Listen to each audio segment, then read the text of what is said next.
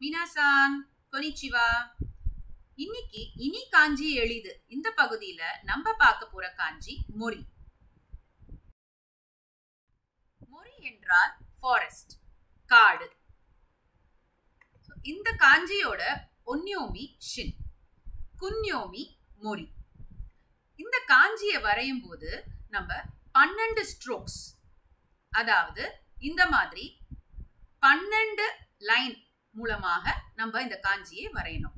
அதோட காஞ்சியை வரையும் விதம் தான் நான் உங்களுக்கு இங்க காமிச்சிருக்கேன். இப்போ இந்த காஞ்சியோட இந்த ஒரு ராடிக்கல் மரம், அதாவது ட்ரீ, கீ, ஜாப்பனீஸ்ல கீ அப்படின்னு சொல்லுவாங்க, அதை குறிப்பிடுறது.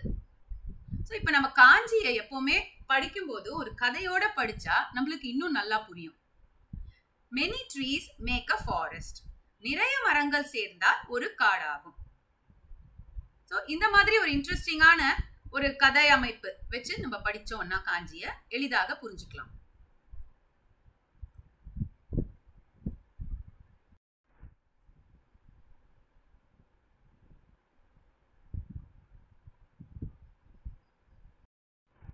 இதே மாதிரி அடுத்த வாரம் இன்னொரு ஒரு இன்ட்ரெஸ்டிங்கான காஞ்சியோட உங்களை சந்திக்கிறேன். அது வரைக்கும் மத்தா.